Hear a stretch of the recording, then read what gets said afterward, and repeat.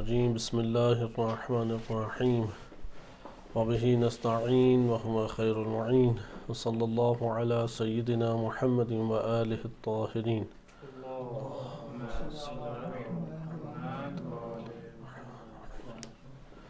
ماہ مبارک رمضان میں قرآن کریم کے موضوعات کی مناسبت سے جن اور جنات کا موضوع آپ کی خدمت میں پیش کیا جا رہا تھا۔ آج کے دن ہم خناس کے عنوان سے آخری بحث کو ملاحظہ کریں گے کہ قرآن کریم نے من شر الوسواس الخناس الذی یوسوس فی صدور الناس من الجنۃ والناس کہ جنوں اور انس میں سے خناس کا ذکر کیا ہے۔ خناس سے جنات میں سے خناس وہ جن کہلاتا ہے کہ جو انسانی صدر تک، انسانی قلب تک رسائی حاصل کرتا ہے اور مختلف وسوسے ایجاد کرتا ہے۔ خناس کا تعلق شیاطین کی قبیل سے ہے۔ شیطان یعنی وہ ذات کہ جو انسان کے اندر شر کو ابھارتی ہے یا انسان کو گمراہی کی طرف لے کے جاتی ہے۔ ہم گزشتہ دروس میں خناس کے حوالے سے مختلف امور کو پڑھ چکے ہیں۔ خناس کا وظیفہ وسوسے ڈالنا ہے اور وسوسوں کی بنیاد پر ایک عمل کو انجام دینے کے بعد اس کو انسان کو استغفار اور توبہ سے منع کرنا ہے۔ خناس یہ دو عمل انجام دیتا ہے، اس لیے جنات کی اقسام میں سب سے زیادہ جو خطرناک ترین جن بنتا ہے وہ اس عنوان سے خناس ہی ہے۔ روایات اہل بیت علیہ السلام میں وسوسے کو ذکر بھی کیا گیا ہے قدر تفصیل سے، اور اس کے علاج کو بھی بیان کیا گیا ہے۔ وسوسے کا ہم معنی پڑھ چکے ہیں کہ صوت خفی، ایک پوشیدہ آواز ہے یا ایک پوشیدہ شے جو انسان اپنے نفس میں پاتا ہے اور اس کا احساس کرتا ہے۔ الکافی میں ایک روایت وارد ہوئی ہے کہ جس میں امام علیہ السلام، امام صادق علیہ السلام فرماتے ہیں، جلد نمبر 8 صفحہ نمبر 108 میں ہے کہ ثلاثۃ لم ینج منہا نبی فمن دونہ، کہ 3 ایسی چیزیں ہیں کہ جن سے کوئی بھی خالی نہیں ہے، کوئی بھی بچا ہوا نہیں، یعنی اسے مقابلہ کرنا پڑتا ہے، نبی کو بھی، حتیٰ کہ نبی بھی اس سے محفوظ نہیں ہے، فمن دونہ، اور جو نبی کے بعد ہے۔ پہلا ہے التفکر فی الوسوسہ فی الخلق، خلقت میں یعنی مخلوق میں جو وسوسہ ڈالا جاتا ہے اس وسوسے کے اوپر تفکر کرنا، غور کرنا شروع کر دینا، وسوسے کے اوپر غور شروع کر دینا۔ والطیرۃ، دوسرا ہے طیرہ، والحسد، اور تیسرا ہے حسد۔ الا ان المؤمن لا يستعمل حسدہ، مومن حسد کو استعمال نہیں کرتا، مومن حسد کو استعمال نہیں کرتا۔ اس روایت کے ضمن میں مختلف ہمارے پاس شرح موجود ہیں۔ امام خمینی رحمۃ اللہ علیہ نے خصوصاً اس پہلو کو ابھارا ہے کہ آخر اس میں کیا مراد ہے کہ نبی بھی محفوظ نہیں ہے، تو اس سے مراد ہرگز یہ نہیں ہے کہ یہ نبی کی عصمت کے خلاف ہے، یا نبی وہ وسوسے کا شکار ہو جاتا ہے، یا نبی ہے کہ وہ ایک فعال کا، خوش بینی جسے کہتے ہیں، اس کا شکار ہو جاتا ہے، نہیں، یہ در حقیقت اس تاکید کی خاطر ہے کہ وائلا نبی کا جو مقام اور منزلت ہے وہ اس قدر بلند ہے کہ یہ چیزیں اس تک رسائی حاصل نہیں کر سکتی، اور شیاطین، اور قرآن کریم کی واضح آیات ہیں کہ شیاطین کی رسائی اور سلطنت نبی کے اوپر نہیں ہو سکتی۔ لہذا یہاں پہ مراد یہ ہے کہ یہ چیزیں حملہ آور ہوتی ہیں نبی کے لیے بھی، ہاں نبی کے اوپر اس کا اثر نہیں پڑنے دیتا، اللہ تعالیٰ کی ذات نبی کو محفوظ رکھتی ہے۔ بس یہاں پہ وسوسہ سے مراد، وسوسہ التفکر فی الوسوسہ سے مراد ہے کہ جب وسوسہ انسان کے وجود میں آ جاتا ہے تو اس کے اوپر انسان تفکر کرنے لگتا ہے۔ یہ جو تفکر کرنا ہے یہ اس کی طرف پھر اس کو کھینچتا چلا جاتا ہے، لہذا شیطانی وسوسے وہ تفکر کا سبب بنتے ہیں۔ کل ہم یہ احادیث پڑھ چکے ہیں کہ من کثر فکرہ فی المعاصی، جو گناہوں کے بارے میں زیادہ سوچتا ہے، لدعتہ الیہ، وہ پھر اس میں مبتلا ہو کے پھر رہتا ہے، یعنی اس کی فکر جو ہے وہ اس کو کھینچ کے اس کے اندر گرا دیتی ہے۔ یا اسی طریقے سے کہ جو ہمیشہ لذات کی دنیا میں ہی گم رہتا ہے، وہ اس ہوائے نفس کا شکار ہو جاتا ہے، یا یہ کہہ لیں کہ جو مکروہات اور شبہات میں پڑا رہتا ہے، وہ حقیقت میں اس میں پھر گر کے رہتا ہے۔ یہ وسوسوں کی بنیاد اور اس کی اساس کے اوپر ہے۔ اچھا، یہاں پہ دوسرا امر ہے الطیارہ۔ طیارہ کا مطلب ہوتا ہے کہ فال نکالنا، خوش بینی ہے، یا اس طرح کے دیگر امور ہیں۔ اور تیسرا ہے حسد، کی روایت نے واضح طور پہ کہا کہ حسد جو ہے وہ مومن استعمال نہیں کرتا، مومن کے لیے حسد اللہ تعالیٰ نے قرار نہیں دیا۔ حسد ایک ایسا گناہ ہے کہ اس سے ایمان باقی نہیں رہتا، کیونکہ حسد اور ایمان آپس میں ٹکراتی ہیں۔ حسد اسی طرح ایمان کو کھا جاتا ہے جیسے کما تأکل النار الحطب، آپ پہلے یہ حدیث سن چکے ہیں کہ جیسے لکڑی کو آگ کھا جاتی ہے، اس لیے حسد اور ایمان آپس میں جم نہیں ہو سکتے۔ التفکر فی الوسوسہ والطیارہ، یہ جم ہو سکتے ہیں۔ ایک صحیح سند روایت ہے نبی صلی اللہ علیہ وسلم کی، اس میں امام نبی صلی اللہ علیہ وسلم فرماتے ہیں، امام صادق علیہ السلام کے طریق سے، رفع عن امتی 9 9 چیزیں میری امت سے اٹھا لی گئی ہیں۔ الخطأ والنسیان، غلطی، بھول چوک، وما اکرہ علیہ، جس کے اوپر انہیں مجبور کیا جائے، وما لا یعلمون، جس سے وہ جاہل ہیں، وما لا یطیقون، جس کی وہ طاقت اور قدرت نہیں رکھتے، وما اضطروا الیہ، جس کے اوپر وہ مجبور کر دیے گئے ہیں، والحسد والطیرہ، حسد انسان کے وجود کے اندر جمع ایک جگہ بنا لیتا ہے، البتہ یہ تشریح کے قابل ہے ادھر جو حسد کا عنوان آیا ہے۔ والطیرہ والتفکر فی الوسوسہ فی الخلق ما لم ینطق بشفۃ، کہ جب تک انسان کے وجود میں وسوسہ ہے اور اس وسوسے پہ وہ تفکر کرتا ہے اور زبان سے ادا نہیں کرتا، اگر زبان سے اگر وہ ادا کر دے تو پھر اس صورت میں انسان کے لیے اس میں نجات اللہ تعالیٰ نے نہیں رکھی۔ بس اس جگہ پہ آپ نے ملاحظہ کیا کہ روایت واضح طور پہ بیان کر رہی ہے کہ رفع عن امتی، کہ میری امت سے بعض چیزیں اٹھا لی گئی ہیں، اور اس میں ان تینوں چیزوں کا تذکرہ ہے کہ جس میں آیا لم ینج منہا نبی ومن دونہ، نبی کا تذکرہ دوبارہ عرض کیا کہ یہ ان امور کی تاکید کی وجہ سے ہے، ان کی شدت کی وجہ سے کہ بڑے سے بڑے مومن کے اوپر یہ حملہ آور ہو جاتی ہیں، نبی کے لیے بھی یہ ٹکراؤ پیدا کرتی ہیں، لیکن نبی بچ جاتا ہے۔ ہم نبی کے عنوان سے مختصر اگر قرآن کریم کی آیات سے استفادہ کریں تو خوب ہے۔ قرآن کریم میں سورہ اعراف آیت نمبر 200 میں ارشاد باری تعالیٰ ہوتا ہے وَإِمَّا يَنزَغَنَّكَ مِنَ الشَّيْطَانِ نَزْغٌ، شیطان جو ہے وہ نزغ کرتا ہے، یعنی چیزوں کو حمل کرتا ہے، ڈالتا ہے۔ نزغ کہتے ہیں 2 چیزوں کے درمیان فساد کو برپا کر دینا، ہوتا ہے نا، چیز کا ڈال دینا تاکہ وہ فاسد ہونا شروع ہو جائے، یعنی ایک امر میں کسی شے کو اس لیے داخل کریں تاکہ اس کے اندر فساد برپا ہو جائے، اسے کہتے ہیں نزغن۔ آیت بیان کر رہی ہے وَإِمَّا يَنزَغَنَّكَ مِنَ الشَّيْطَانِ نَزْغٌ، کہ یہ شیطان کی طرف سے نزغ یا کوئی چیز قلب میں اگر ڈالی جاتی ہے آپ کے، کا ضمیر نبی صلی اللہ علیہ وسلم کی طرف غالباً خطاب ہے۔ فَاسْتَعِذْ بِاللَّهِ إِنَّهُ سَمِيعٌ عَلِيمٌ، تو اللہ سے آپ کیا کریں، پناہ مانگے، انہ سمیع علیم، اللہ سمیع علیم ہے۔ ادھر بھی اعوذ کا تذکرہ آیا، انشاءاللہ بھی آج ہم علاج دیکھیں گے کہ کیا قرآن روایات نے علاج بیان کیا ہے وسوسے کا، کیونکہ وسوسہ ہم جسے آپ خیالات کہتے ہیں، نفس کی باتیں کہتے ہیں، نفس کی آپس میں گفتگو کہتے ہیں، یہ ساری کی ساری چیزیں وسوسے سے تعبیر ہوتی ہیں۔ یہ آیت کریمہ سورہ فصلت آیت نمبر 36 میں بھی ہے۔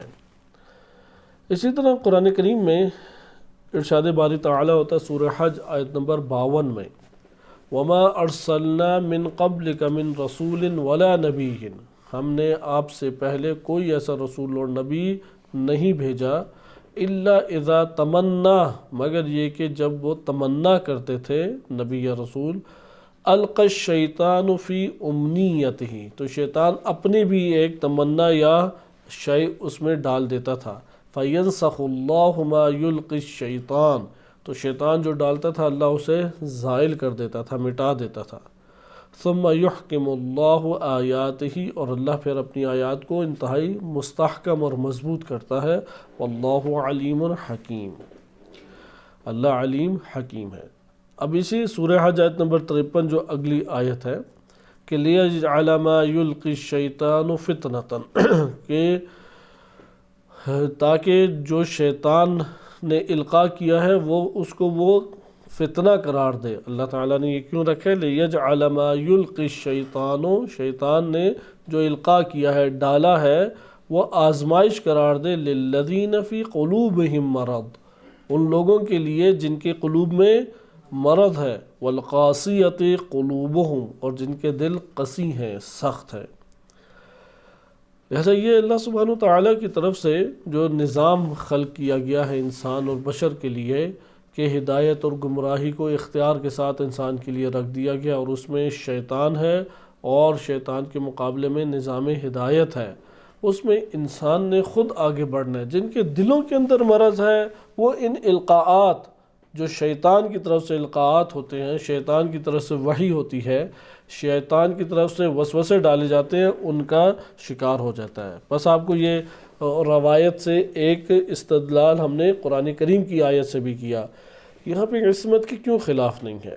کیونکہ مسلمان بالخصوص مکتبہ اہل بیت علیہ السلام اس بات پر متفق ہیں کہ عصمت کا مطلب مجبوری نہیں ہے۔ عصمت کا مطلب یہ نہیں ہے کہ نبی یا امام گناہ کر نہیں سکتا، قدرت سلب ہو جاتی ہے، یہ اصلاً مطلب عصمت کا نہیں ہے۔ وہ گناہ کر بھی سکتا ہے، اور عام افراد میں چونکہ کامل ہستی ہے تو وہ بدن کے اعتبار سے بھی کامل ہے، روح کے اعتبار سے بھی کامل ہے۔ لہذا جو اشتہا کی قدرت اور قوت وہ نبی اور امام کے پاس پائی جاتی ہے وہ ایک عام بندے کے پاس پائی نہیں جاتی۔ ہر شے میں وہ کمال رکھتے ہیں، لیکن وہ اس قوت اشتہا کے باوجود وہ اس کے قریب بھی نہیں آتے، اور یہ اللہ کا لطف ہے۔ یہاں پہ ایسا نہیں ہے کہ اللہ کو سائڈ پہ نکال دیں، جیسے کہ بعض لوگوں نے ان آیات کو عصمت کے برخلاف سمجھا ہے کہ شیطان جو ہے وہ بھی اپنی بات ڈال دیتا ہے نبی کے دل میں بھی۔ نہیں، شیطان کے ساتھ نبی آخر جھگڑا تو کرے گا، جب جھگڑا کرے گا تب کب کرے گا جھگڑا؟ جب شیطان وار کرے گا، جب شیطان حملہ کرے گا۔ تو شیاطین کا حملہ، جنات کا، انس کا، بشر کا حملہ وہ انہی صورتوں میں ہوتا ہے۔ جیسے امام علی علیہ السلام جب حکومت میں آئے تو بعض نے انہیں مشورے دیے عجیب و غریب، یا نہیں؟ آپ پڑھ چکے ہیں کہ آپ معاویہ بن ابی سفیان کو رہنے دیں تھوڑی دیر، جب آپ کی حکومت قوی ہو جائے تو پھر آپ ایک دفعہ پوری فوج لے کے اس کے اوپر حملہ کیجئے گا اور اس کے اوپر قابو پا لیجئے گا۔ مختلف طرح کے لوگوں نے آ کے باتیں پیش کی۔ لہٰذا ہمیں یہاں سے معلوم ہوا کہ یہ جو القاعات شیطان ہے، نزغ من الشیطان ہے، اس کے اثرات نبی کے اوپر پڑتے نہیں ہیں، کیونکہ اللہ سبحانہ وتعالیٰ نے نبی کی حفاظت کی۔ ادھر سوال پیدا ہو گیا ہماری اللہ حفاظت نہیں کرتا؟ اللہ ہماری بھی حفاظت کرتا ہے۔ ہم اپنے اندر ارادہ توڑ دیتے ہیں، عزم کو توڑ دیتے ہیں، ہم اپنے اوپر شہوت کو غالب کر دیتے ہیں۔ وہ معصوم ہستیاں شہوت کو غالب نہیں ہونے دیتی، غضب کو غالب نہیں ہونے دیتی، اسی لیے وہ معصوم ہستیاں کہلاتی ہیں۔ معصوم پہ معنی بعض نے علم لیا، جیسے علامہ طباطبائی رحمۃ اللہ علیہ ہیں، بعض نے لطف الہی خاص معنی، 3-4 معنی مراد ہیں کہ عصمت سے کیا معنی مراد لیا جائے، لیکن جو بھی معنی لیں یہ بات قدر مشترک ہے اس میں کہ عصمت مجبوری کا نام نہیں ہے۔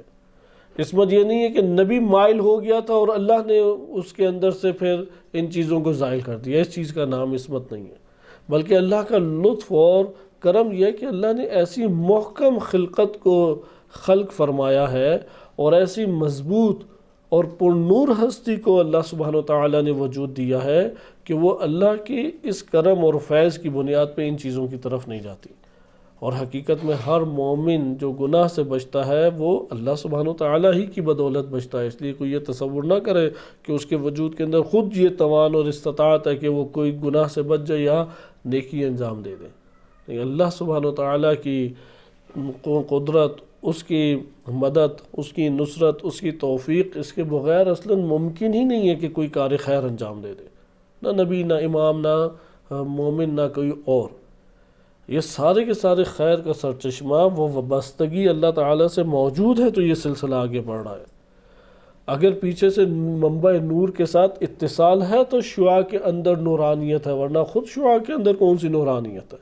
وہ پیچھے سے اتصال رکھتی ہے، اگر وہ اتصال توڑ دیں، یہی چمکتی دمکتی روشنی دیتی کرن آپ کو تاریک نظر آئے گی۔ لہذا کائنات میں جو خیر جس سے بھی انجام پا رہا ہے، چاہے نبی صلی اللہ علیہ وسلم، چاہے امیر المومنین علیہ السلام، جناب سیدہ سلام اللہ علیہ، یا دیگر مومنین ہیں، وہ اللہ سبحانہ و تعالیٰ سے وابستگی کی بنیاد پر ہے، اسے تعلق کی بنیاد پر ہے۔ یہ ہم نے ایک پہلو ملاحظہ کیا ہے کہ وسوسے کے اوپر تفکر کا ادھر تذکرہ کیا گیا ہے، اور یہ بیان کیا گیا ہے کہ جب تک معلم ینطق بشفاتن، جب تک زبان سے نہیں نکالا، وسوسہ انسان کے لیے جرم کی صورت میں نہیں لکھا جائے گا۔ شیطان کا حملہ کرنا اور اس کا قلب کے اندر وسوسے کا جاگزین ہو جانا، رک جانا، خود یہ بھی ایک منفی امر ہے، یہ بھی کوئی ایک مثبت چیز نہیں ہے۔ لہذا اللہ سبحانہ وتعالیٰ نے جو بیان کیا فینسخ، کہ وہ زائل کر دیتا، اس سے مراد یہ نہیں کہ وہ جاگزین ہو گیا نبی کے قلب کے اوپر، نہیں، اس نے کوشش کی، اس کی کوشش کو اللہ نے زائل کر دیا، اس کی کوشش کو ہی اللہ نے، اس کے جو القاعات تھے، اس کے جو وسوسے ڈالنے کی کوششیں تھیں، اس کو اللہ سبحانہ وتعالیٰ نے زائل کر دیا۔ لیکن یہ 9 چیزیں امت سے اٹھا لی گئی ہیں، اس کا کیا مطلب ہے؟ یہ اس قدر قدرت اور طاقت رکھتی ہیں، اس قدر شدت رکھتی ہیں کہ انسان کے لیے عام حالات میں ان سے بچنا ممکن نہیں ہوتا۔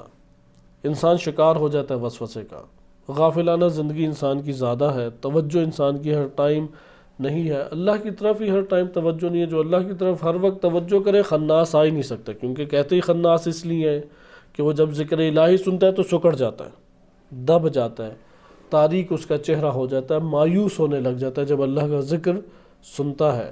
اب ایک قلب انسان کا ہر ٹائم اللہ کی طرف توجہ کیے رکھے تو خناس آ ہی نہیں سکتا، لیکن اگر اللہ کی طرف توجہ ہٹا دیں، نماز میں بھی ہوں تو وسوسے آ جائیں گے، نماز میں بھی ہوں تو وسوسے آ جائیں گے اگر اللہ کی طرف توجہ نہیں کی۔ وہ نماز میں ہی منفی سارے کے سارے پلان بنانے لگ جائے گا۔ بالآخر ابن ملجم نے امیر المومنین علیہ السلام کے اوپر جب تلوار چلائی تو کہاں کھڑا تھا؟ وہ نماز کے اندر ہی کھڑا تھا، پہلی صف میں تھا، وہاں سے ہی وہ آگے بڑھا۔ لہذا ابن ملجم لعین اپنی نیت کو، وہ خناسیت کو اندر چھپائے ہوئے تھا اور نماز ادا کر رہا تھا۔ خوارج سارے نماز پڑھتے تھے دشمنی علی علیہ السلام کا نفاق لے کے، نفاق اور منافقت کے بیج لے کے نمازیں پڑھ رہے ہوتے تھے۔ لہذا شیاطین حالت نماز میں انسان کے وجود کے پر غالب آ جاتا ہے۔ جس کا قلب اور دل اللہ کی طرف توجہ کرے، اطاعت کرے رسول اور اولی الامر کی، محبت رکھے رسول اور اہل بیت علیہ السلام سے، یہاں پر جو قلوب ہیں یہ قلوب نورانی بنتے ہیں، یہ قلوب خناسیت سے دور آہستہ آہستہ ہو جاتے ہیں۔ لہذا آپ نے ملاحظہ کیا کہ صرف حالت نماز میں آ جانا، وضو کر کے فقط خالی بیٹھ جانا، یا مقدس مقامات کی پناہ فقط لے لینا اتنا کافی نہیں ہے۔ اپنے وجود کے اندر ذکر الہی کو انسان ابھارے۔ اس جملے کے اوپر بہرحال دقت کر کے ہم آگے منتقل ہوتے ہیں۔ وَالتَّفَكُّرُ فِي الْوَسْوَسَةِ فِي الْخَلْقِ مَا لَمْ يَنطِقْ بِشَفَاتٍ، وسوسے کے اوپر غور و فکر کرنا جب تک وہ زبان سے ادا نہ ہو، تو اس وسوسے، جو وسوسہ دل میں پیدا ہو رہا ہے، اللہ نے اس کو جرم قرار نہیں دیا، حالانکہ اس نے اپنے نفس کے اندر استقبال کر لیا۔ جیسا کہ ہم آیات ابھی پڑھی ہیں کہ نبی کے اوپر بھی حملہ کرتا ہے، لیکن نبی استقبال نہیں کرتا، نبی اس سے مبارزہ کرتا ہے۔ لیکن یہاں پہ فرد ہے، اس نے اس وسوسے کا استقبال کیا، اسے گلے لگائے، اس کو اپنے اندر آنے دیا، اس کو اپنے اندر ٹھہرنے دیا، کیونکہ قلب کو ایک مہمان خانے سے نسبت دی گئی ہے۔ مثلا ڈرائنگ روم ہے، آپ نے اس ڈرائنگ روم میں جس کو بھی بٹھانا ہے وہ آپ کی مرضی کے اوپر منحصر ہے، جس کو نکالنا ہے وہ آپ کے اوپر ہے، یہ آپ کا ایک گھر ہے، اس گھر میں نامحرم کو نہیں آنا چاہیے، کیونکہ اس گھر کا محرم فقط ایک ہی ذات ہے اور وہ اللہ سبحانہ وتعالیٰ کی ذات ہے۔ لہٰذا اس گھر کے اندر ایک نامحرم کو گھسنے نہیں دینا چاہیے۔ اب وہ گھس جاتا ہے اور انسان نے ادھر بٹھا دیا اور آنے دیا، یہ انسان کا پہلا قدم ہے، یہ اسے ایک جرم کے طور پہ ہم ملاحظہ کر سکتے ہیں، پہلا قدم اور ایک گو کہ جرم ہے، لیکن یہ جرم اللہ تعالیٰ نے قرار نہیں دیا، رحمت الہی ہے کہ امت سے اٹھا لیا۔ اگر وہ اس کے اوپر تفکر کرتا رہے یعنی گفتگو شروع کر دی، ایک تو دشمن اپنے گھر لے آئے، گھر میں دشمن کو بٹھا دیا، پھر اس پہ غور و فکر کر کے اب آپ اس سے گفتگو باقاعدہ کر رہے ہیں، اور یہ بڑے آپ پیار محبت سے بڑے دوستانہ طریقے سے جو اس سے گفتگو کر رہے ہیں، یہ تو آپ کے گھر میں پھر اپنی جڑیں جماتا چلا جائے گا۔ اب جب گفتگو کرتے کرتے آپ کی اس سے صلح ہو گئی اور آہستہ آہستہ وہ اپنے رنگ میں اس نے ڈھالنا شروع کر دیا، تو یہاں پہ بھی جب تک زبان سے ادا نہیں ہوتا اور عمل سے انجام نہیں پاتا، اللہ تعالیٰ اسے مجرم شمار نہیں کرتا۔ یہ لطف الہی ہے، لیکن انشاءاللہ ابھی ہم علاج پڑھیں گے۔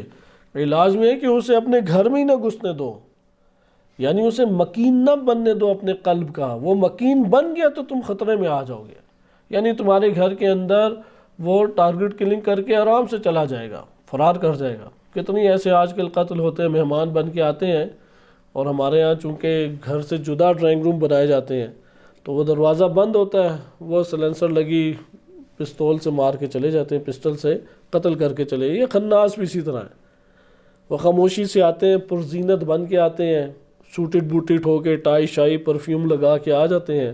انسان سمجھتا ہے کہ شاید یہ یونیورسٹیز کے مہذب ترین پڑھے لکھے بندے ہیں جو ہمارے نفع کے لیے آئے ہیں، اور پھر آہستہ آہستہ وہ پھر ان سے باتیں کرنے لگ جاتا ہے۔ اگر کوئی زیرک ہو، دانا ہو، بابصیرت ہو، وہ تو فوراً ہی پہچان لے گا کہ اس بہترین لباس کے پیچھے کیا خطرناک چیز پوشیدہ ہے، اور اس سے ویسا ہی معاملہ کرے گا۔ یہ ایک بیان ہمارے پاس ہو گیا کہ تفکر، یہاں پہ وسوسہ خالی نہیں، وسوسے میں تفکر انسان اپنے اندر ہی کرنے لگ جاتا ہے۔ اسے کہتے ہیں حدیث النفس۔ یہ جو تفکر ہے اسے کیا کہتے ہیں؟ حدیث نفس۔ تفکر ہم گزشتہ عرض میں ملاحظہ کر چکے ہیں، ہر انسان کے مطابق ہوتا ہے۔ مثلا بوڑھا انسان ہو جاتا ہے، آل اولاد کی محبت زیادہ جاگ جاتی ہے جوانی میں، جیسے شہوانی غریزوں کی آزمائش ہے جوان کے لیے، بڑھاپے میں انسان کے لیے مال اور اولاد آزمائش ہے، اس لیے مال کا نقصان اس کے لیے قابل برداشت نہیں رہتا، مگر یہ کہ اپنی زندگی میں اس نے ایک مومن زندگی بسر کی ہو۔ اسی طرح اولاد کا دکھ ہے، وہ اس کو کھا جاتا ہے، اور ایک سخت ترین ایک شدت انسان کو محسوس ہوتی ہے۔ لہذا اب اولاد انسان کے سامنے نہیں ہے، اب بوڑھا انسان جس تکلیف میں مبتلا ہوتا ہے وہ وسوسے ہیں، پتہ نہیں وہ سفر میں واپس صحت مند تندرست پہنچا یا نہیں پہنچا، مظاہرے ہو رہے تھے، مظاہروں میں اسے پکڑ تو کہیں نہیں لیا، کوئی ایکسیڈنٹ تو نہیں ہو گیا، ہزار وسوسے اسے کھا جاتے ہیں۔ اب ان وسوسوں کا وہ مقابلہ نہیں کرے گا، بیمار سے بیمار بھی ہوتا چلا جائے گا، اور اس دنیا کے اندر اس کی زندگی بھی تلخ ہو جائے گی۔ کیا بڑھاپے میں وسوسے سے مقابلہ کیا جا سکے گا؟ بڑھاپا اصل میں انسان کے اختتام، پھل کا دور ہے۔ کسی نے دیکھنا ہو کہ اس بندے نے اپنی جوانی میں کیا کیا ہے، تو اس بوڑھے سے آپ بیٹھ کے اس سے باتیں کریں، پتہ لگ جائے گا اس کی جوانی کیسی ہے، اس کی عادات، اطوار، کردار، اس کی گفتگو، کیونکہ بڑھاپا پھل ہے۔ جوانی میں بہت ساری چیزوں کو چھپا لیتا ہے، جیسے ہمارے پاس بہت سارے آپ نے دیکھا ہوگا افراد دیکھنے کو ملتے ہیں، اندر چھپایا ہوتا انہوں نے کہ فائدہ اقامہ لیں، پڑھنا نہیں ان کا مقصود ہوتا، لیکن آشکار آہستہ آہستہ ہو جاتے ہیں۔ بڑھاپا اسی آشکاری کا نام ہے۔ اندر نیکی چھپائی ہوئی ہے، نیکی آشکار ہو جائے گی، اندر بدی چھپائی ہوئی ہے، بدی آشکار ہوگی۔ لہٰذا یہ نہ سمجھیں کہ وہ گردن جھکا کے بیٹھا ہوا ہے تو یہ اللہ اللہ ہی کر رہا ہے، نہیں، ضعف اور ناتوانی نے اسے کسی چیز کا چھوڑا نہیں ہے۔ تھوڑی سی قدرت تو آنے دیں، اس کا حال دیکھیں کہ کیا ہو جائے گا۔ لہٰذا ایک وسوسے کی نوعیت آپ نے دیکھی جو بڑھاپے میں پڑتی ہے۔ اسی طرح جوانوں کے وجود کے اندر بعض وسوسے ہیں۔ اس وقت برے طریقے سے پوری دنیا کو جن وسوسوں نے جکڑا ہوا ہے، اور خناس نے اس کے لیے بہترین ایک سسٹم، جامع، مضبوط، بہترین سسٹم بنا دیا ہے، وہ بالخصوص دو قسم کے وسوسے ہیں۔ ایک وسوسہ ہے شہوانی وسوسہ، وہ شہوت کو چاہتا ہے، شہوت یعنی شہوت زندگی، شہوت دنیا، نہ کہ فقط جنسی شہوت، جنسی شہوت تو اس کے وجود کے اندر بھری ہی ہے، وہ شہوات کا اسیر ہو چکا ہے۔ دوسری چیز ہے نا امیدی، کیونکہ جس نوع کی شہوت اس وقت میڈیا اور ہمارے تعلیمی ایجوکیشنل سیکٹر اور اسی طرح آفیسز وغیرہ اور معاشرہ جس زندگی شہوانی کو دکھا رہا ہے، وہ اصلاً قابل عمل نہیں ہے، انسان کے پاس آ نہیں سکتی، نہ اس طرح کا گھر آ سکتا ہے، نہ اس طرح کی جگہ پہ شادی ہو سکتی ہے، شادی ہو جائے تو وہ منظر بھی نہیں ویسا ملتا کہ جیسا وہ ہر ٹائم خوشحالی کا دکھا رہے ہوتے ہیں۔ بالآخر جہاں پہ بھی اجتماعی دنیا ہے وہاں پہ خوشگواریوں کے ساتھ حتماً ناگواریاں ہیں، ناممکن ہے کہ ناگواریاں نہ ہوں۔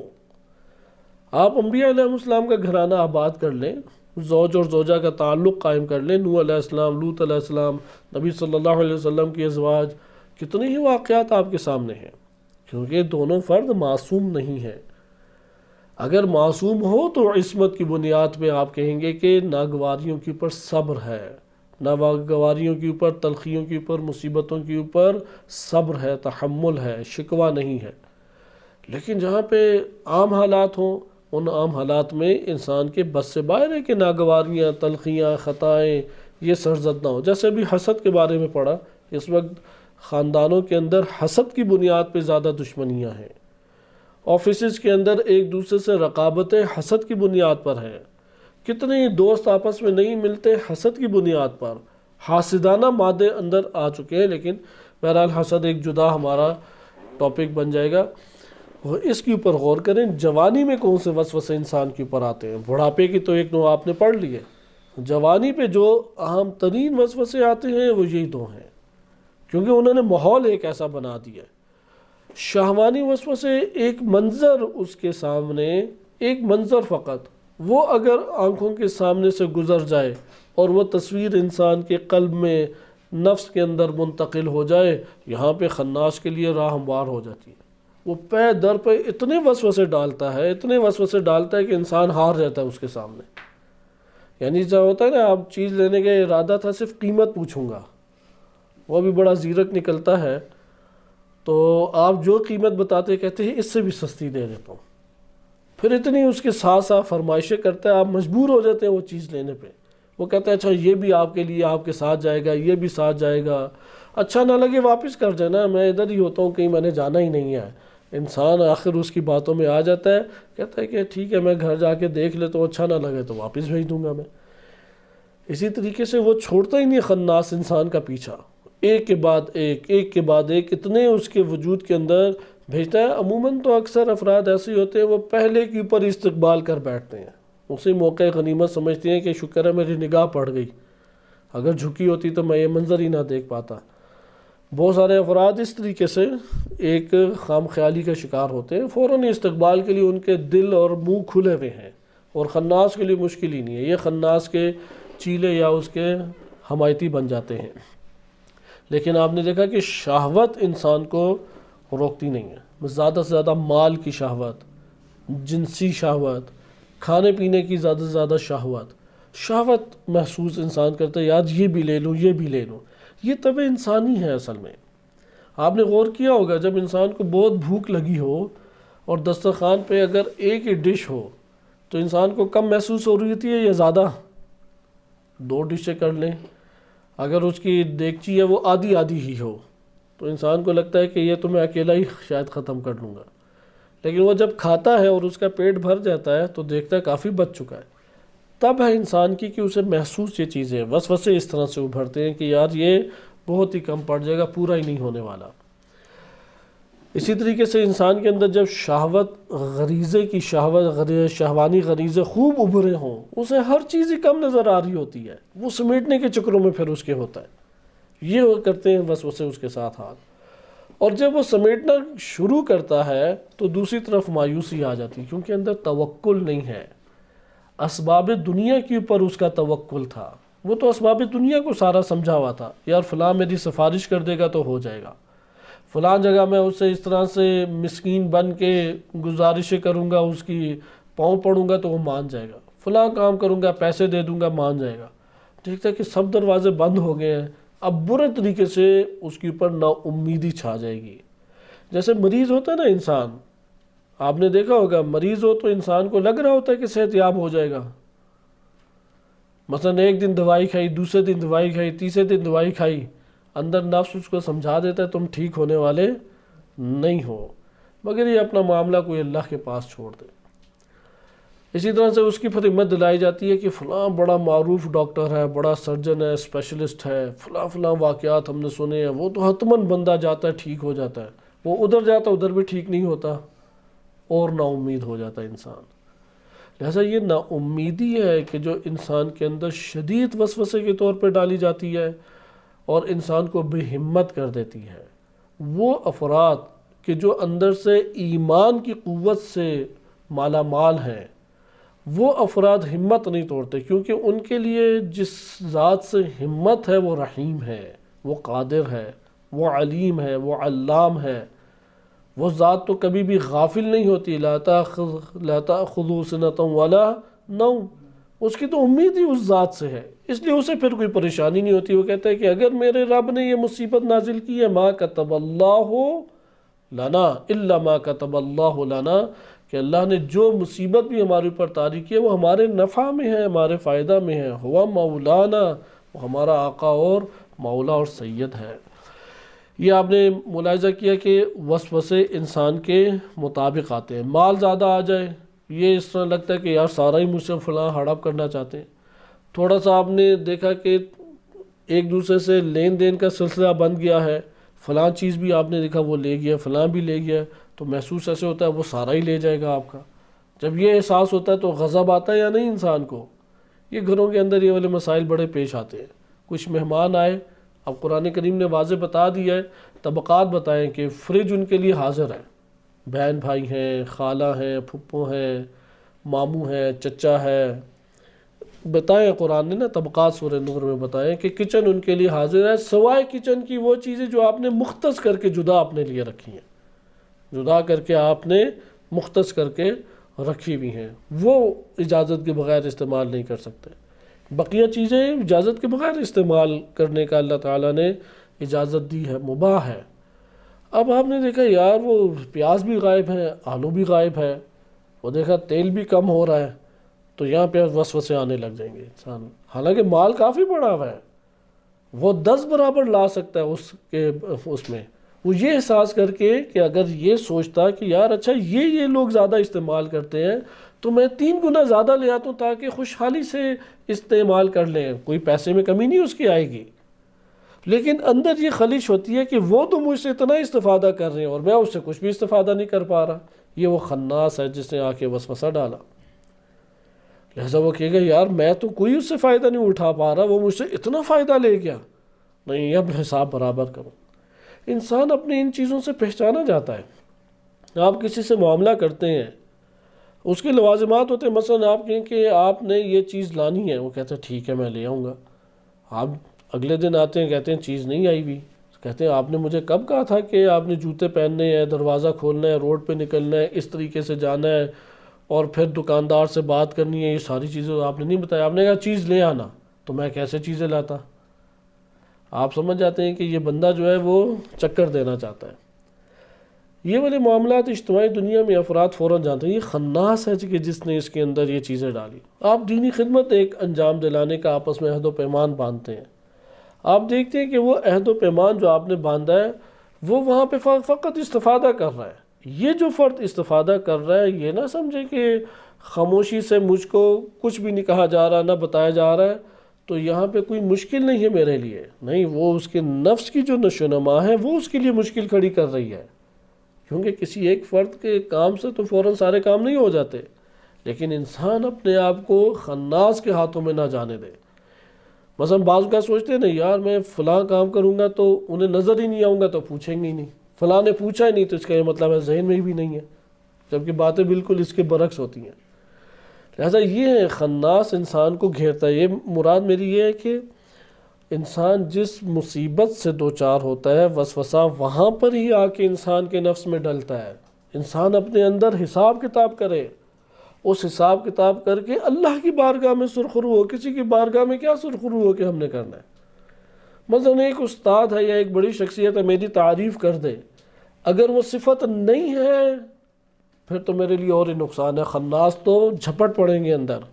اور اگر وہ میرے اندر صفت ہے تو تب بھی میرے اندر جھپٹ پڑیں گے. غرور ہے، تکبر ہے، دوسروں کو حقیق جاننا ہے، عجب ہے، پتہ نہیں کیا کیا چیزیں لے کے آئیں گے وہ.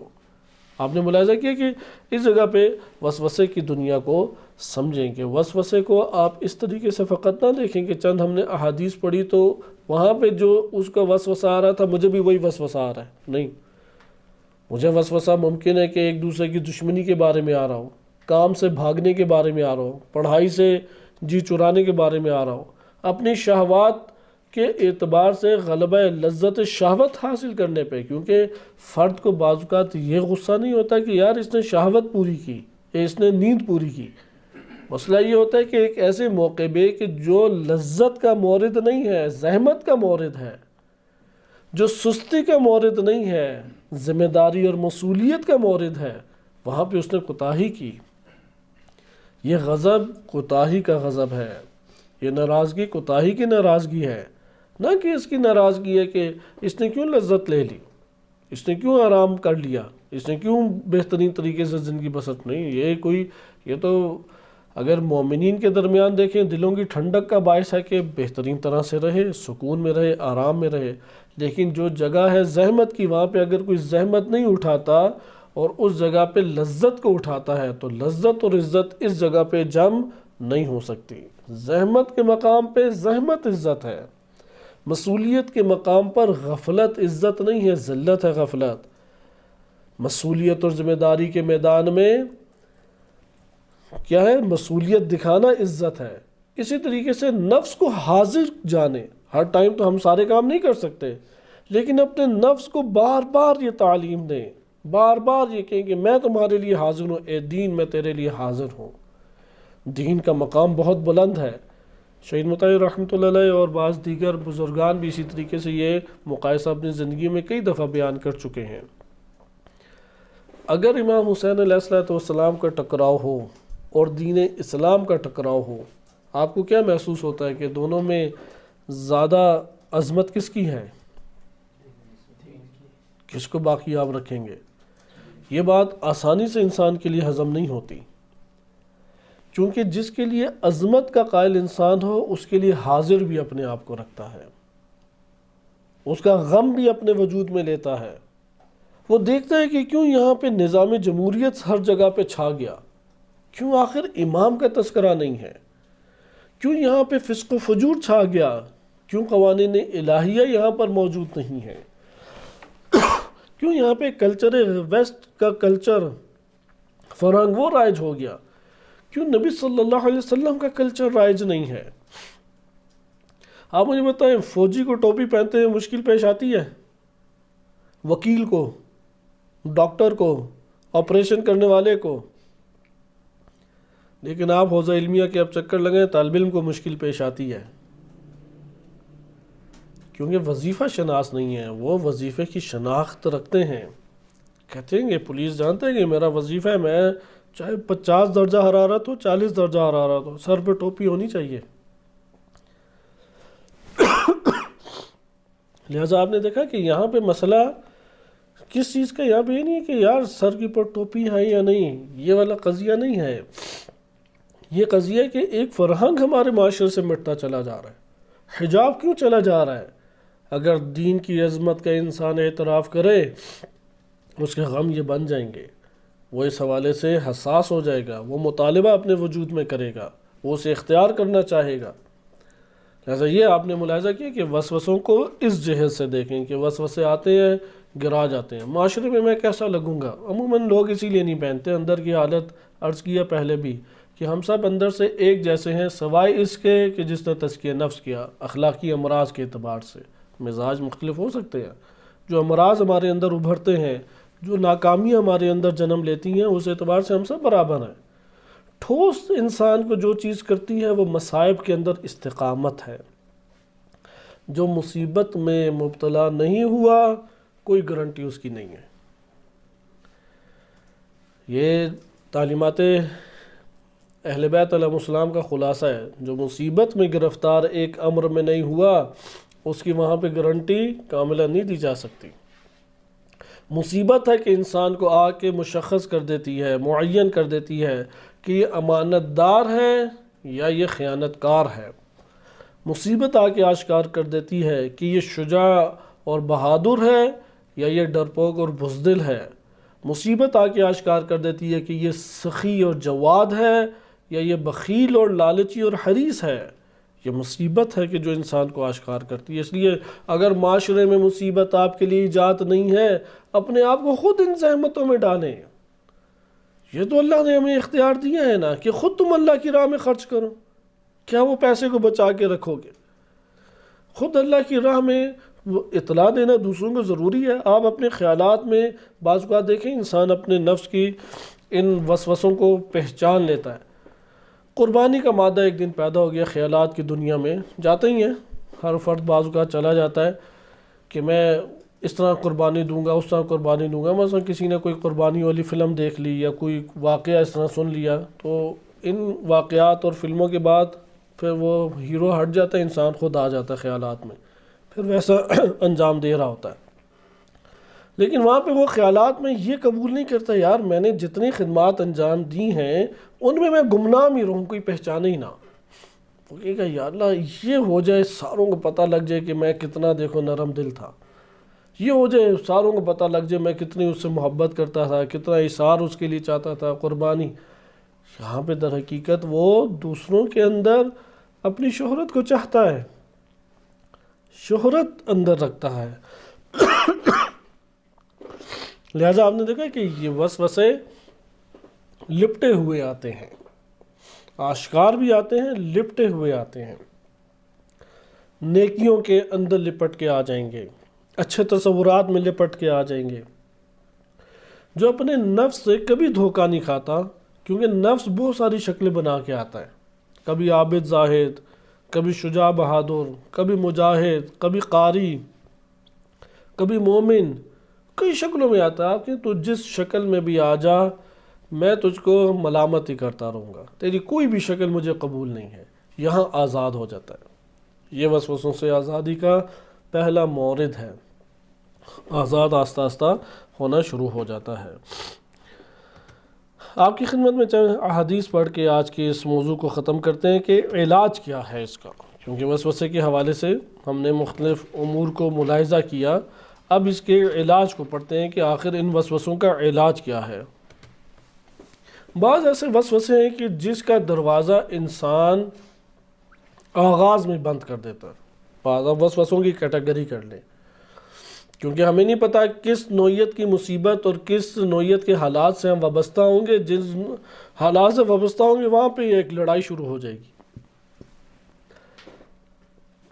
اب یہاں پہ اگر ہم آئیں اور جائزہ لیں تو ہمیں یہ معلوم ہوگا بعض وسوسے ان کا ہم آغاز میں دروازہ بند کر سکتے ہیں۔ مثلا یہ جو بد نظری اور بد نظری کے بعد شہوانی عذاب میں انسان مبتلا ہوتا ہے، اس کا دروازہ بند کیا جا سکتا ہے اگر نگاہوں کو جھکا کے رکھے، جسے قرآن نے بھی بیان کیا ہے، روایات اہل بیت علیہ السلام نے بھی بیان کیا ہے۔ نگاہوں کو جھکا کے رکھے تو انسان کے لیے یہ والے وسوسوں کا دروازہ بند ہوتا ہے، لیکن نگاہیں اٹھا کے رکھے تو پھر تو وہ اپنی اس دنیا کو بھول جائے، اس کے باطن کے اندر سیاہ کاریاں جسے کہتے ہیں حقیقی چڑیلیں، وہی اس کی گردش کرتی رہیں گی وجود کے اندر، جس نے اس کو گناہوں کی دلدل میں پھنسا کے پھر غائب ہو جانا ہے۔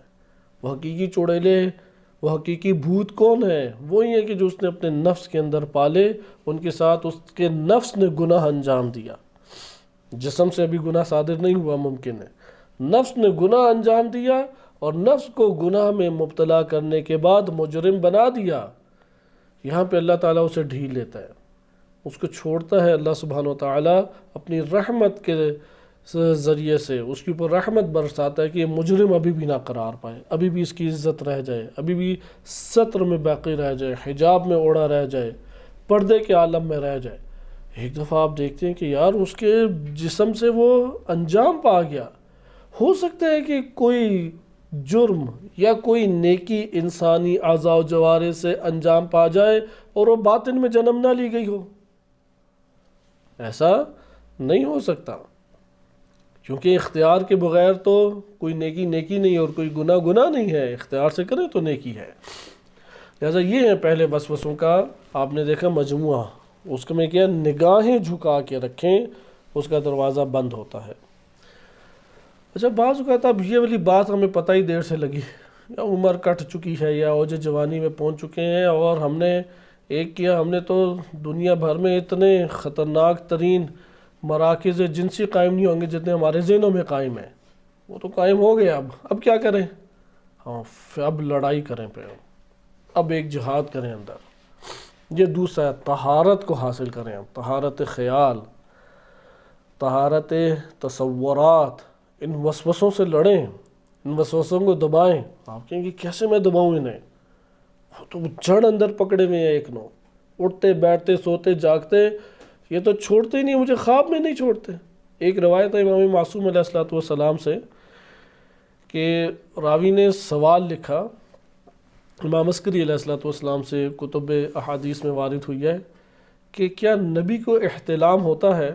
احتلام یعنی نیند کے عالم میں، خواب میں انسانی نفس خواب کے اندر جنسی عمل کو انجام دیتا ہے، جس کی وجہ سے اس کے اخراج منی ہوتا ہے اور غسل واجب ہو جاتا ہے۔ عموماً مردوں کو یہ مسائل زیادہ ہوتے ہیں، وجوہات کئی بنتی ہیں، زیادہ یہ مسائل مرد حضرات کو زیادہ پیش آتے ہیں نسبتاً خواتین کے۔ اچھا اب سوال کیا، پھر خود ہی سوال بھیجنے کے بعد سوچا اس نے اپنے نفس کے اندر ہی، اب یہ نفس کی باتیں ہیں اس کی، نفس کے اندر اس نے سوچا کہ یار یہ بالآخر ایک عمل شیطانی ہے، کیونکہ حلال طریقے سے تو اس نے جنسی عمل نہیں انجام دیا تھا، ایک عمل شیطانی، اور نبی تو عمل شیطانی نہیں کر سکتا، امام تو عمل شیطانی نہیں کر سکتا۔ امام علیہ السلام کا جواب اس سے آیا، اور امام نے جواب میں لکھا جو تیرے نفس نے تجھ سے گفتگو کی ہے وہی بات ٹھیک ہے، کہ احتلام نہیں ہوتا نبی کو، وہ نفس کے اندر بھی اس کے شیطنت اس مقدار کی بھی برپا نہیں ہوتی۔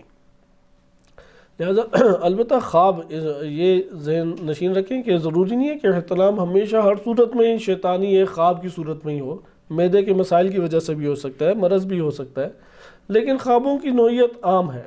اس نے وہ خواب کیسے دیکھا؟ اس نے نفس میں کسی کو بسایا تو دیکھا، وَإِلَّا یہ ممکن نہیں تھا۔ اس لیے آپ نے دیکھا کہ فکر سے لڑائی کریں، پھر فکر سے لڑائی کرنا اصل ہے، یعنی کیسے لڑائی کریں؟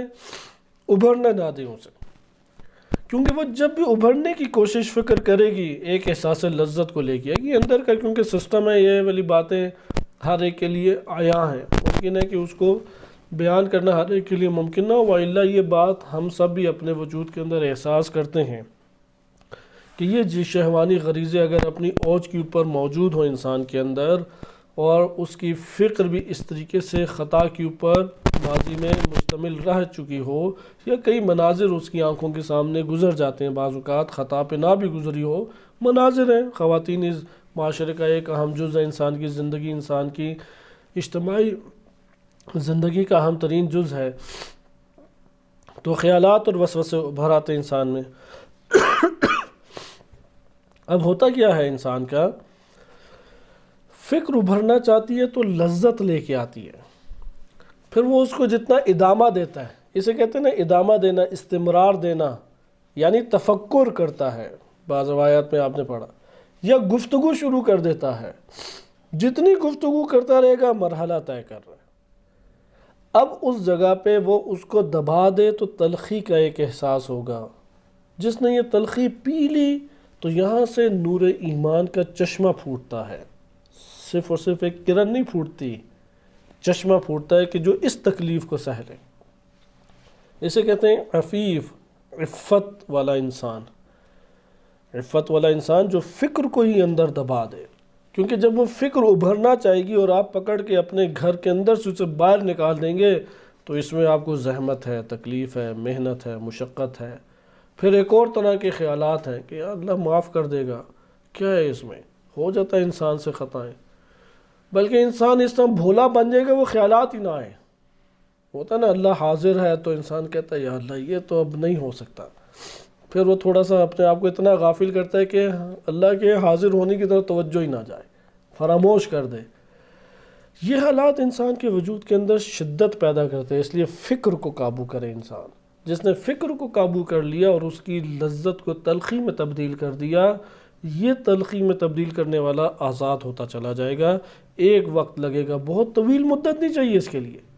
دوسرا اس میں علاج، بر وقت شادی کرے، ازدواج کرے بر وقت۔ اگر ازدواج میں تاخیر کرے، خود کو اپنے آپ کو انسان کو پھنسانا ہے۔ بہرحال بعض وسوسے ایسے ہیں کہ ان کے دروازے بند کیے جائیں۔ مثلا آپ اجتماعی زندگی بسر کرتے ہیں، آپ کو پتہ ہے کہ وہ غلط فہمی کا شکار فرد ہو رہا ہے، اس کے پاس چلے جائیں اگر وہ آپ کی بات سنتا ہے۔ بعض ایسے افراد ہوتے ہیں بات ہی نہیں سننی، وہ تو چارہ نہیں ہے، غلط فہمی کا ہوں گے شکار۔ وہ ایک موقع آئے گا جب وہ بولیں گے پھر جواب دیا جا سکتا ہے، اس سے پہلے انہوں نے سننی نہیں ہے۔ لیکن ہر فرد ایسا نہیں ہوتا، آپ وہاں پہ اس کے اندر بے شمار وسوسے آنے کے دروازے بند کر دیں۔ بس اسے بتا دیں میری ناراضگی کا سبب اصل میں یہ تھا، میں اصل میں یہ بات چاہتا تھا، میں نے وہ جو جملہ کہا میں اس پہ آپ سے معذرت خواہی کرتا ہوں، غصہ اور غضب میں میرے سے نکل گیا۔ یعنی اس کو یہ دروازے بند کرے وسوسوں کے، وَإِلَّا انتقام خناس تو ایک منتقم بنا کے بھیج دے گا، دونوں طرف انتقام کی آگ بھڑکا دے گا۔ بس یہ وسوسے ہیں کہ جن کے ابتدا میں آپ دروازے بند کر سکتے ہیں۔ بعض وسوسے ایسے ہیں کہ ان کے دروازے آغاز میں بند نہیں ہوتے، جیسے اعتقادات کے اعتبار سے شبہ لاحق ہوتا ہے، انسان کو پکڑ کے لے جاتا ہے، پتہ نہیں اللہ ہے تو نظر کیوں نہیں آتا۔ اب وہ اندر ہی اندر سوچ رہا ہے، پھر اندر یہ سمجھ لیتا ہے کہ اس کا جواب ہی نہیں ہے، کیونکہ بے ہمت ہوتا ہے، زیادہ سوچا ہی نہیں تھا، اس نے تلاش ہی نہیں کیا، پوچھا ہی نہیں، بحث ہی نہیں کی، یا نبی یا معصوم کے بارے میں کوئی شبہ لاحق ہو گیا۔ ایسے افراد ہیں معاشرے میں سختیاں ان کے اوپر آئیں، مثلا 20ویں گریڈ کے آفیسر تھے، جاب سے نکل گئے، گھر میں غربت اچانک آ گئی، ادھر سے بہن بھائی بھی ساتھ چھوڑ گئے، ان میں بھی اختلاف پڑ گیا، ادھر سے بقیہ رشتہ داروں میں اکثر مدد کرنے کے قابل ہی نہیں تھے، علماء کی طرف رجوع کیا، کسی عالم نے لفٹ ہی نہیں کرائی، نہ کسی نے خمس دیا، نہ پہلے عزت کرتے تھے اب عزت ہی نہیں اس کے مصائب سن کے کرتے، ادارے اپنی طور پہ مشکل سے چل رہے ہوتے ہیں۔ انہوں نے نزلہ گرائے امام زمان علیہ السلام، ہیں بھی یا نہیں پتہ نہیں، ہیں تو مدد کیوں نہیں کرتے۔ آپ دیکھیں کس طرح سے اسے بے ہمت اس انسان نے، یہ جو اعتقادات والے ہیں اس کا علاج روایات نے ذکر کیا ہے کہ اس کے لیے تم کلمات خصوصی پہ پڑھو، ذکر پڑھو، دعائیں پڑھو۔ میں ان میں سے بعض آپ کی خدمت میں ذکر کرتا ہوں، اس لیے ان کے ضمن میں علماء نے ذکر کیا کہ اس سے مراد اعتقادات والے، اعتقادات سے مربوط در حقیقت حدیث نفس یا وسوسے ہیں۔ امام صادق علیہ السلام سے ایک روایت منقول ہے، در حقیقت یہ روایت الکافی میں وارد ہوئی ہے۔ الکافی میں امام علیہ السلام فرماتے ہیں کہ آدم علیہ السلام نے ایک دن شکایت کی، اللہ سبحانہ وتعالیٰ کی بارگاہ میں شکایت کی کہ پروردگار یہ جو وسوسے ہیں یہ جان نہیں چھوڑتے۔ میں آپ کی خدمت میں اگر وہ روایت نکل آئے تو بیان کر دیتا ہوں کہ آدم علیہ السلام کی اس شکایت، اس کے اوپر پھر ایک بڑا خوبصورت ورد ایک بیان کیا گیا۔ مکارم الاخلاق سے یہ روایت میں آپ کی خدمت میں پڑھ رہا ہوں کہ اللہ عز و جل کی خدمت میں بیان کیا آدم علیہ السلام نے شکوہ کہ بہت نفس باتیں کرتا ہے اندر۔ فنزل علیہ جبریل علیہ السلام وارد ہوئے، حاضر ہوئے، فقال قل لا حول ولا قوت الا باللہ، صرف اتنا سا ورد پڑھا کرو کثرت سے، لا حول ولا قوت الا باللہ، البتہ اس کے معنی پہ دقت کرتے ہوئے پڑھیں کہ کوئی تبدیلی اور کوئی قوت نہیں ہے، کوئی حول اور قوت نہیں ہے الا باللہ، مگر اللہ کے ساتھ، اللہ کی وجہ سے۔ فقال لها فذهب عنه، تو آدم علیہ السلام سے سارے کے سارے وسوسے چلے گئے۔ فهذا اصل لا حول ولا قوت الا باللہ، یہ حقیقی ان وسوسوں کے مقابلے کے لیے جڑ کی حیثیت رکھتی ہے۔ اسی طرح ایک شخص مکارم الاخلاق کتاب میں وارد ہوئے، نبی صلی اللہ علیہ وسلم کی خدمت میں آیا، فشکا الیہ الوسوسۃ وحدیث النفس، حدیث نفس اور وسوسوں کی شکایت کی۔ قد فتحہ وعیلا۔ نبی اکرم صلی اللہ علیہ وسلم نے یعنی اس کے اوپر بہت سارا قرض بھی چڑھا ہوا تھا جس سے وہ اتار ہی نہیں سکتا تھا، شکایت بھی اندر، وسوسے بھی خوب آتے تھے، ادھر سے قرض بھی چڑھے۔ قرض بڑا ایک انسان کو پریشان کرتا ہے، ہمیشہ کی ایک ذہنی ٹینشن ہے، اسی لیے روایات نے بہترین صورت یہ بتائی ہے کہ کبھی قرض نہ لو۔ یعنی قرض اس وقت لو کہ جب انسان انتہائی مجبور ہو جائے، مانگو تو کبھی بھی نہ، مانگنے تک نوبت آ جائے تو قرض لو، وَإِلَّا عام حالات میں قرض نہ لو، اپنی اسی قناعت کے ساتھ زندگی بسر کرو۔ ہاں ایک ضرورت کو پورا کرنا ہے اور قرض کے علاوہ چارہ ہی نہیں ہے تو اسے مجبوری کہتے ہیں، وہ ایک الگ چیز ہے۔ تو اس کو قرض بھی اوپر سے تھا۔ نبی صلی اللہ علیہ وسلم نے فرمایا کہ یہ ذکر پڑھو، ذکر میں آپ کے سامنے بیان کر دیتا ہوں۔ توکلت علی الحی الذی لا یموت، میں اس ذات کے اوپر توکل کرتا ہوں جو زندہ ہے، جسے موت نہیں آئے گی۔ والحمد للہ الذی لم یتخذ ولدا ولم یکن لہ شریک فی الملک، میں اس اللہ کی فقط و فقط حمد و ستائش کرتا ہوں کہ جس نے نہ کسی کو بیٹا بنایا اور نہ ہی اس کی مملکت میں کوئی شریک ہے۔ وَلَمْ يَكُنْ لَهُ وَلِيٌّ مِّنَ الذُّلِّ وَكَبِّرْهُ تَكْبِيرًا، یہ ٹوٹل ذکر ہے۔ روایت میں وارد ہوا وَكَرَّرَهَا مِرَارًا، وہ اتنا اس نے تکرار کیا، اتنا تکرار کیا، فَمَا لَبِثَ، کچھ مدت گزری تھی، عَادَ إِلَى النَّبِي، آیا نبی صلی اللہ علیہ وسلم کے پاس، کہا یا رسول اللہ اذهب اللہ عنی الوسوسہ، وسوسہ تو میرے اندر سے چلا گیا، اب کوئی نہیں مجھے اس طرح کے خدشات آتے۔ وَأَدَّ عَنِّي الدَّيْنِ، قرض بھی الحمدللہ میرا ادا ہو گیا۔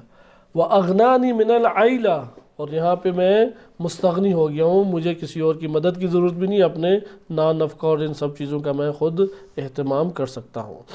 یہ آپ نے ملاحظہ کیا کہ آدم علیہ السلام کے 2 ورد ہمارے پاس ہو گئے، ان ورد کا انسان کے وجود میں اچھا خاصا اثر ہے۔ یہ روایت ہمارے پاس باقاعدہ الکافی میں وارد ہوئی ہے، یہ دونوں روایات جو ہیں۔ اچھا، اس کے علاوہ ایک نماز وارد ہوئی ہے مستدرک الوسائل میں، سند اس کی مضبوط نہیں ہے لیکن نماز ہماری کتب احادیث میں وارد ہوئی ہے، جسے کہتے ہیں صلاۃ و حدیث النفس۔ امام صادق علیہ السلام سے ہے، فرماتے ہیں لیس من مؤمن، کوئی مومن ایسا نہیں ہے، یمر علیہ 40 صباحا، کہ 40 دن اس کے اوپر نہ گزرے ہوں الا حدث نفسہ، اس کے نفس نے اس کے اندر بڑی باتیں کی ہیں، کوئی نہ کوئی اسے کھاؤ لے ڈوبی ہے۔ فلیصلی رکعتین، اسے چاہیے 2 رکعتیں نماز ادا کرے۔ ولیستعذ باللہ من ذالک، اور اس وسوسے سے اللہ کی پناہ وہ لے لے، اللہ کی منا لے۔ ایک فجر میں ورد وارد ہوا ہے، انشاءاللہ اس کا تذکرہ بعد میں دیکھیں گے، بس یہاں پہ آپ نے وسوسوں کا بھی 2 حصوں میں دیکھا۔ کل انشاءاللہ ہم آگے منتقل ہوں گے جنات کے موضوع پہ، لیکن آغاز درس میں انہی علاج وسوسے کے علاج کے حوالے سے چند امور اور ملاحظہ کریں گے۔ ہم نے آج کے دن 2 علاج وسوسے کے پڑھے۔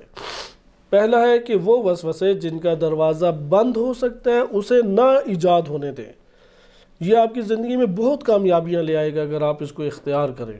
اس کے لیے تھوڑا آپ کو روان شناسی یا انسان کو پڑھنا تھوڑا بہت آنا چاہیے، اور مطالعہ کرتا رہے انسان، لوگوں کے حالات پہ اپنی زندگی میں آ جاتا ہے، یہ مشکل نہیں ہے۔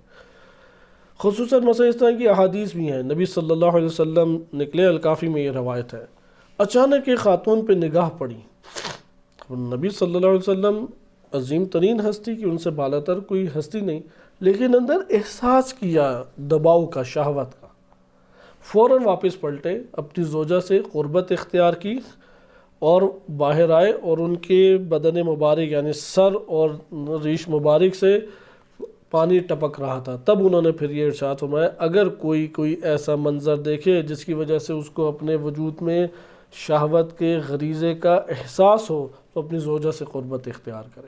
البتہ کسی اور خاتون کا تصور کر کے زوجہ سے قربت انتہائی مکروہ ہے، اولاد ہو جائے تو اس میں نقائص آتے ہیں، مختلف قسم کے نقائص آتے ہیں، اس لیے کسی کا تصور کر کے نہیں، اس میں اپنے آپ کا علاج کریے۔ وہ وسوسوں کو اگر وہ وسوسہ دور نہ کرے کیا ہوگا؟